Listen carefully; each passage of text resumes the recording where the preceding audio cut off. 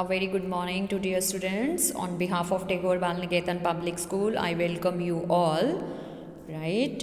I hope you all are fit and fine at your home and enjoying the holidays. So today, let us start our class. Are you ready? Ready, kids? So this is your Hindi grammar book. Class 3rd students, this is your Hindi grammar book and the book name is Hindi Vyakaran Bharati. So I think you have a book and you have a book na. So take out of your book and open your page number 5. Page number 5. See, on this page we have a chapter number 1. And the chapter name is Bhasha or Vyakaran. I repeat again, this is your first chapter and the chapter name is Bhasha or Vyakaran, language and grammar. So, I am going to explain this chapter, right? Listen very, very carefully, okay? So, start our studies. See. On this page, we have 3 pictures. Picture number 1, picture number 2 and picture number 3. अब हम इन चित्रों को देखते हैं और recognise करने की कोशिश करते हैं, ये पहचानने की कोशिश करते हैं कि एक्चुअल में ये चैप्टर है क्या.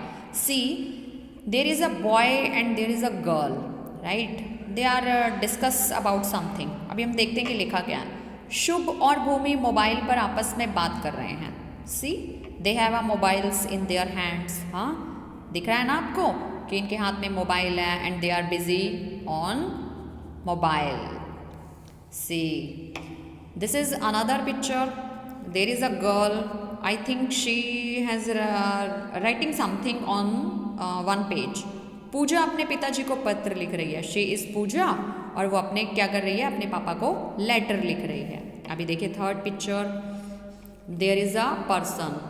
गुप्ता जी पूजा द्वारा भेजे गए पत्र को पढ़ रहे हैं. मीन्स ये उनकी डॉटर है. डॉटर ने एक लेटर लिखा अपने फादर को. फादर को लेटर मिला और वो उसको क्या कर रहे हैं, रीड कर रहे हैं. चलिए, पहले चित्र में आपने देखा कि शुभ मोबाइल पर बोलकर भूमि से कुछ कह रहा है तथा भूमि मोबाइल पर शुभ की बात सुनकर समझकर मोबाइल पर बोलकर उसका उत्तर दे रही है. सी, राइट. दूसरे चित्र में पूजा पत्र लिखकर अपना संदेश भेज रही है तथा तीसरे चित्र में गुप्ता जी पत्र पढ़कर पूजा का संदेश समझ रहे हैं. अतः यहाँ विभिन्न साधनों जैसे बोलकर, सुनकर, लिखकर तथा पढ़कर से बात हो रही है. अतः जो बात लिखकर, बोलकर, पढ़कर या सुनकर समझी या दूसरों को समझाई जाती है वह भाषा कहलाती है. अंडरस्टैंड?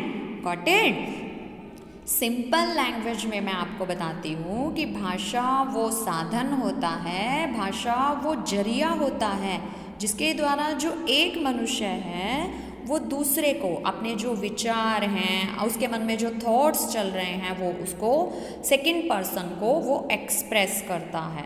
अगर तो वो मुंह से बोल के कर रहा है तो वो भाषा के मौखिक रूप का प्रयोग कर रहा है. और अगर वो अपने विचारों को, मीन्स जैसे ये लड़की कर रही थी, लिख रही थी, जो उसके मन में थॉट्स आ रहे थे, तो वो कौन सा रूप यूज़ कर रही थी, वो कर रही थी भाषा का लिखित रूप यूज़. ठीक है. अभी देखिए आगे क्या लिखा है. आगे लिखा है कि भाषा के रूप, forms of the language.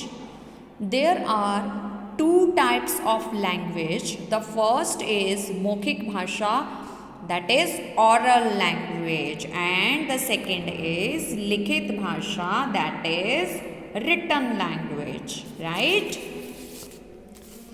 See, भाषा के रूप, मौखिक भाषा और लिखित भाषा, ये भी बहुत इजी है. कैसे? कि जब मनुष्य अपने विचारों को किसी को बोलकर प्रकट करता है तो वह भाषा के मौखिक रूप का यूज़ करता है. और लिखित भाषा क्या हो गई? जब हम अपने विचारों को लिखकर प्रकट करते हैं तो हम भाषा का लिखित रूप यूज़ करते हैं. ठीक है.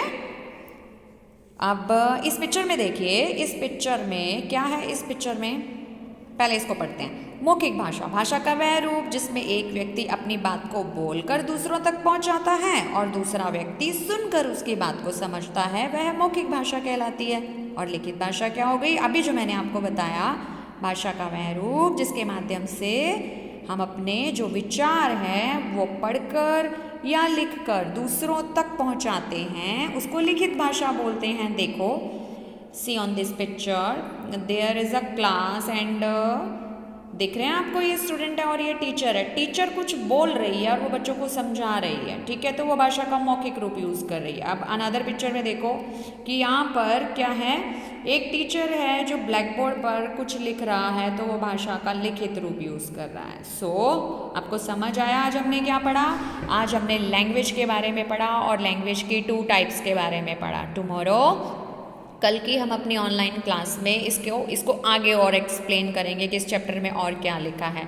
So read this chapter again and revise it. What is the language and language की टाइप्स कितनी होती हैं, ये आपको घर पर बैठकर रीड करना है और साइड बाय साइड लैंग्वेज की और उसकी 2 टाइप्स की रिवीजन भी करनी है। I mean to say that कि उनको आपको लर्न भी करना है, साइड बाय साइड उनको लर्न भी करते जाइए। सो ओके, कल आपने घर में बैठ के इसको रिवाइज करना है। Tomorrow we will meet in our another online class. तब तक के लिए stay home, stay safe. Okay, I think I hope you are enjoying the class. Okay kids, bye bye kids and have a very good day.